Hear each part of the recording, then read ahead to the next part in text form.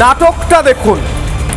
Election commission রাজ্যকে নির্দেশ দিয়েছিল 4 সরকারি কর্মী যারা ইলেকশনের নিয়ম ভেঙে ভুয়ো ভোটারদের সুবিধে করে দিয়েছে, নানা রকম কুকীর্তি করেছে, তাদেরকে সাসপেন্ড করার। আজকে 3টে পর্যন্ত সময় ছিল, সেই খবর দেখিয়েছি। এখন কি জানা যাচ্ছে? রাজ্যের মুখ্য সচিব চিঠি লিখেছেন ইলেকশন কমিশনে। সেই চিঠি আমার হাতে।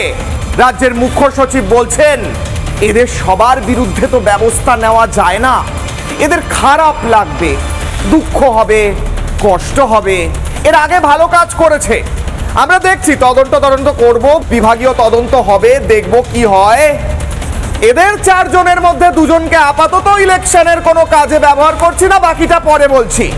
অর্থাৎ দেশের নির্বাচন কমিশন যেখানে বলছে এই 4 জনকে সাসপেন্ড করতে হবে কারণ প্রমাণ আছে নির্বাচন কমিশনের হাতে যে এরা কারচুপি করেছে, সাহায্য করেছে কারচুপিতে, সেখানে মুখ্য সচিব বলছেন না না, এদের খারাপ লাগবে।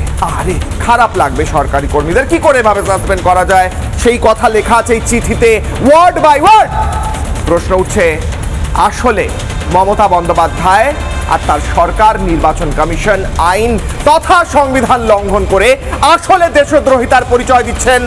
প্রশ্ন